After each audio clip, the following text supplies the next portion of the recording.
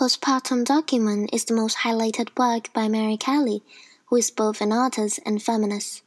One reason for her creating such prominent work through psychoanalysis and theories of social activism is the reflection and analysis of the psychological reasons why the woman accepts her social role as a mother and becomes dependent on her child, within the values of the feminist movement. But here we are discussing the most important idea in Mary Kelly's work, intersubjectivity.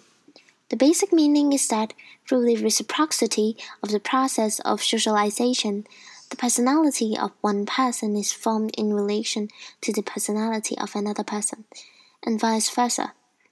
This is a common term in the area of psychoanalysis, and was the main focus of her whole project.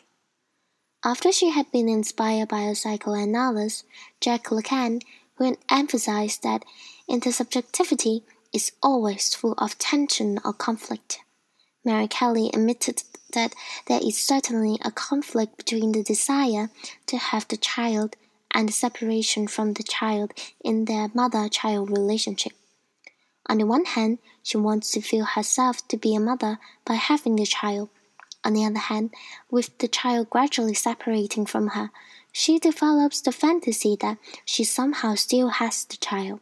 So by keeping records of items from the child, such as the child's stools, not only could she be able to fulfill her desire to still have the child, but also she could keep an eye on both health and desire of her child to evaluate herself whether she was being a good mother by taking care of her child. In other words, Mary Kelly could see herself being a mother through her child as if looking at the mirror. We found the concept of intersubjectivity interesting and would like to research another example that's involving this. First, we adopted this definition. Intersubjectivity is the mutual engagement between the subjects whereby the experience of each is having an impact on the experience of the other. But it is difficult, if not impossible, to experience oneself as possessing these traits if others in our lives do not experience us as having those traits. Second, we brainstormed as many relationships as we can, the rich and the poor, the Hong Kongers and the mainlanders, and more.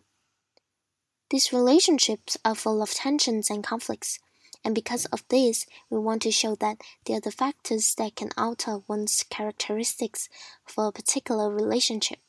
Finally, we have chosen the Hong Kongers and the mainlanders as our research topic. Let us have a quick review on the background of the Hong Kongers and the mainlanders.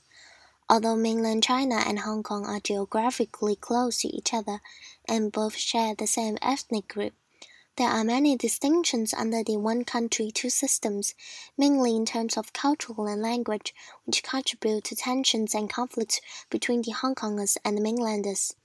This phenomenon is called the Hong Kong mainland conflict. One of the greatest conflicts is the difference in behaviors of the Hong Kongers and the mainlanders. For example, the mainlanders attempt to eat inside the empty out carriage, where there are Hong Kongers.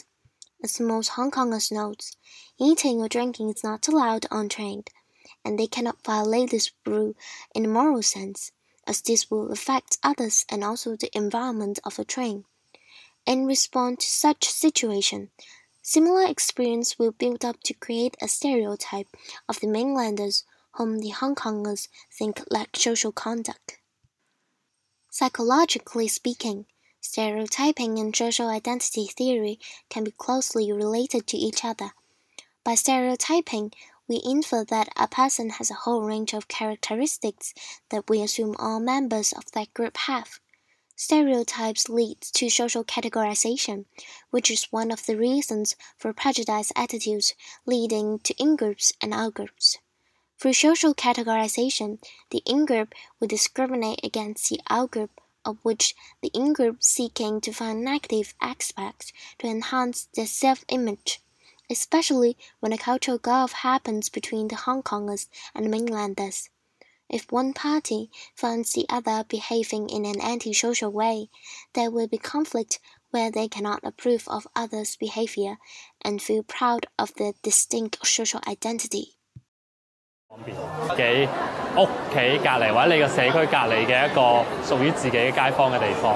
而家再嚟返個商場，基本上對我嚟講，我自己嘅身份只係一個過客嘅啫。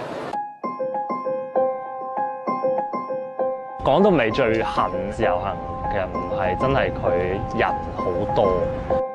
作為一個住喺社區嘅人，我最介意係佢真係奪走咗我社區咯。As a result, in a public opinion poll that has been conducted to measure the number of Hong Kong residents who identified as Hong Kongers, Chinese or combination of the two, the number of respondents identified themselves first and foremost as Hong Kongers was the highest in 10 years, while the number who saw themselves primarily as Chinese sank to a 12-year low.